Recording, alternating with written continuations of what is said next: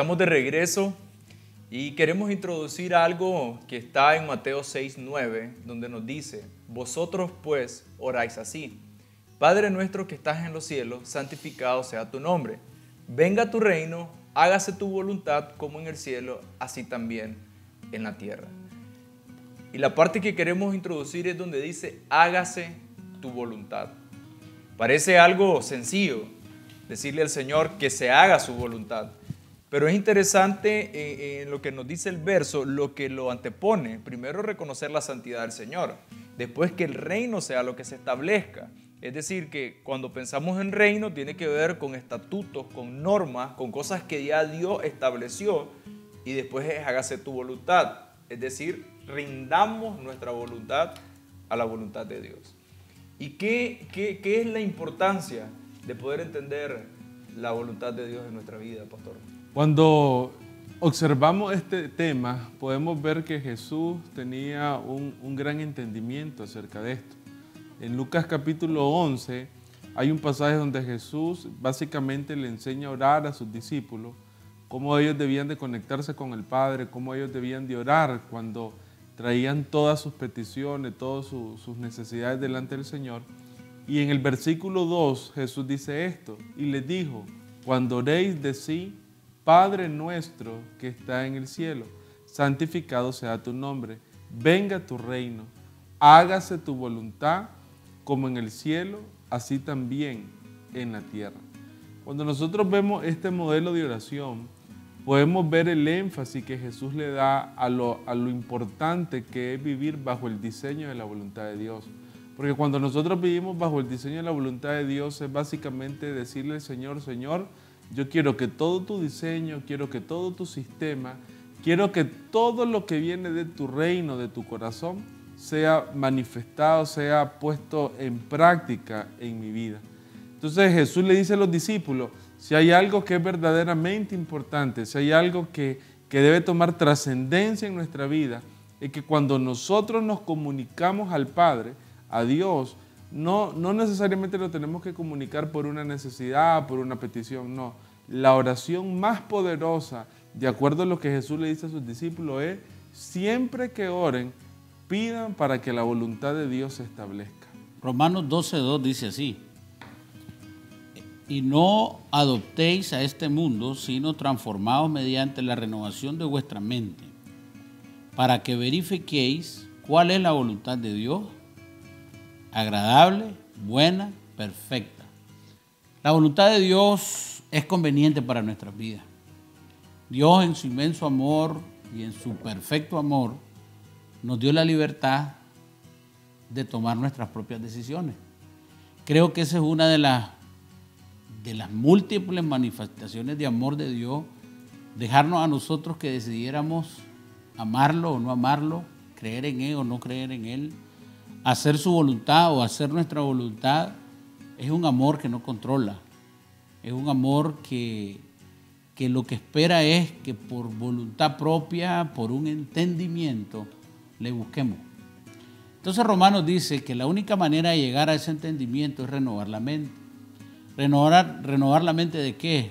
De conceptos, de estructura, de todo un sistema de ideas y pensamientos que no corresponden a la vida de Dios. Entonces, hoy muchas personas tienen ciertas diferencias en cuanto a la creación del mundo, y entendemos nosotros por la palabra del Señor que el mundo fue creado por la palabra y que Dios destinó un propósito eterno porque Él es un Dios eterno y nosotros formamos parte de un plan eterno de Dios. Entonces, Dios nos da la libertad de seguir nuestros propios pasos o de buscar la perfecta voluntad de Dios. Entonces, tenemos una vida de decisiones. Yo decido hacer mi vida, mi voluntad, como yo quiera. Cuando estamos jóvenes decimos: yo no hallo el día de poder hacer mi voluntad, de hacer lo que yo quiero. Hay un anhelo en nuestra naturaleza caída de ser independiente, de hacer la voluntad nuestra y no tomar en cuenta la voluntad de Dios. Entonces Jesús dijo: yo vine claramente a algo. No vine a hacer mi voluntad, sino la voluntad del Padre. Luego, en un momento, cuando está en el Getsemaní, Jesús vuelve a decirlo desde una situación muy difícil. Y él le decía al Padre, no se haga mi voluntad, sino la tuya.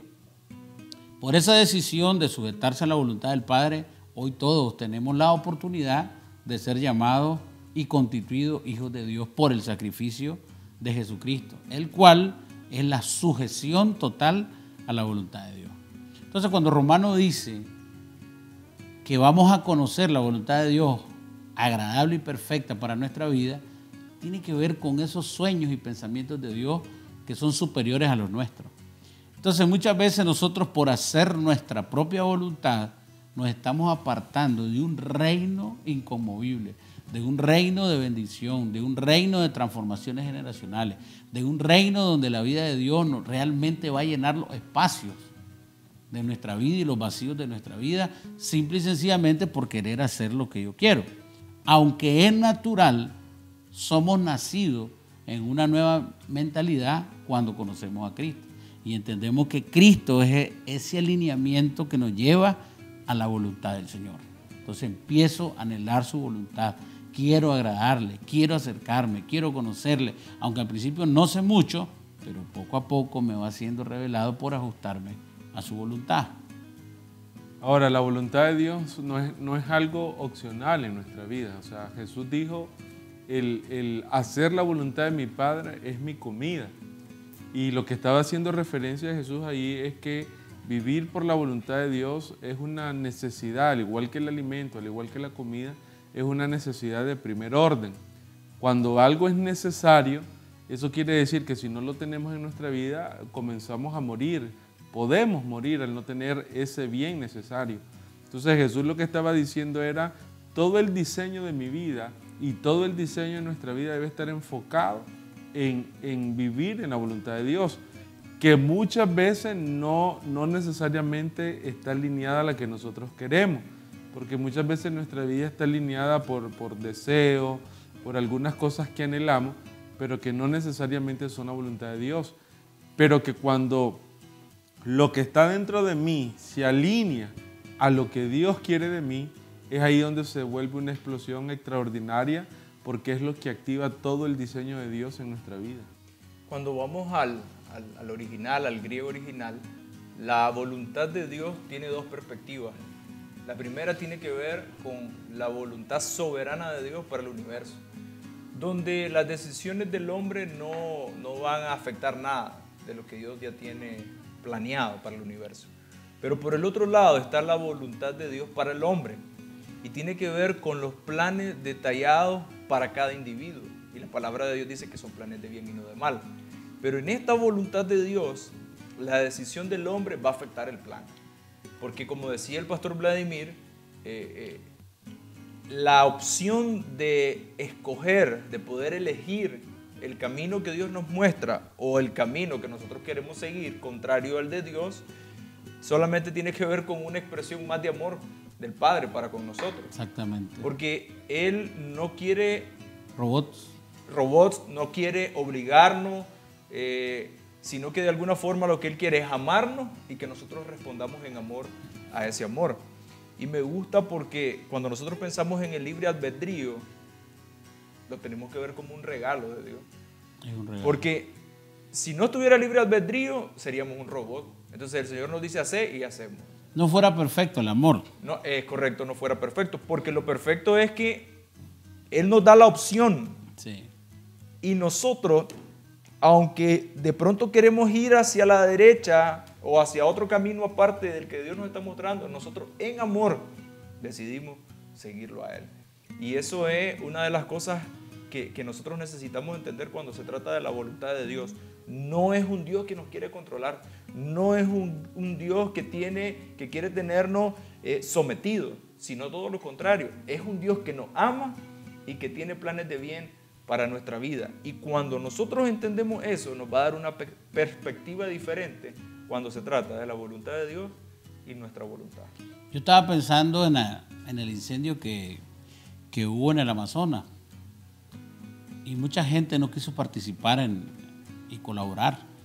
En otros momentos se han unido muchas naciones para algunos propósitos que no son realmente altruistas o de alguna manera contribuir con el ambiente. Pero una tarde empezó a llover. Interesante es que de pronto empezó a llover.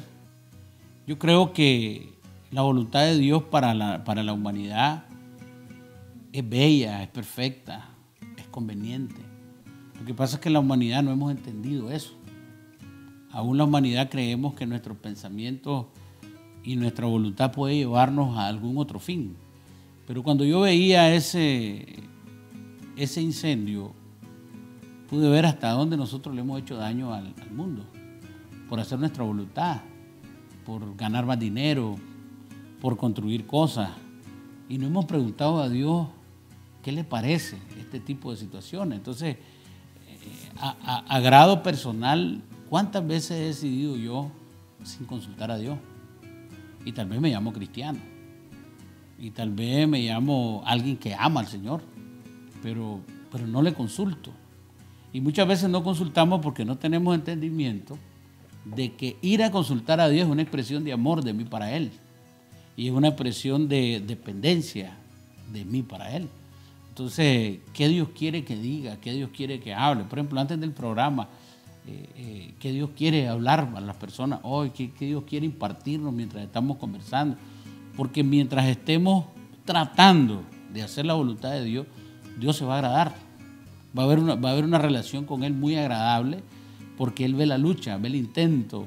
Entonces, hoy en día, nuestra maquinación, nuestra forma de ver la vida puede tener una perspectiva diferente, pero realmente hay un plan de Dios perfecto, un plan de Dios que quiere bendecirnos a nosotros y a nuestra generación, que lo mejor que nos puede pasar es empezar a buscar conscientemente su voluntad para mi vida, para mi generación, para todo lo que hago. Cuando Cristo dice, no se haga mi voluntad sino la tuya, esta palabra mi voluntad significa tener una mente que se deja guiar por sus pensamientos y sus emociones. Entonces la voluntad del hombre tiene que ver con que nosotros nos dejamos guiar por mis pensamientos y por mis emociones. Y desde ahí nosotros necesitamos entender que ya estamos limitados. Así es. Porque no tenemos la capacidad para saberlo todo. Y otra cosa que necesitamos reconocer es que tenemos muchas dificultades para manejar nuestras emociones. Entonces no sería sabio dejarnos guiar por nuestros pensamientos y nuestras emociones, porque vamos a estar limitados. Es como pretender querer llegar a un lugar donde sabemos que va a ser imposible si no tenemos el apoyo o tenemos los recursos necesarios para llegar a ese lugar. Pero cuando nosotros hacemos la perfecta voluntad de Dios, la bendición o la promesa es que Él va a ir con nosotros. Y Él sí lo sabe todo, Él lo conoce todo, Él tiene el control de todas las cosas. Y eso es una cobertura para cada uno de nosotros que nos va a ir guiando y nos va a llevar a ese lugar que Él nos quiere llevar. Vamos a ir a un corte y regresamos.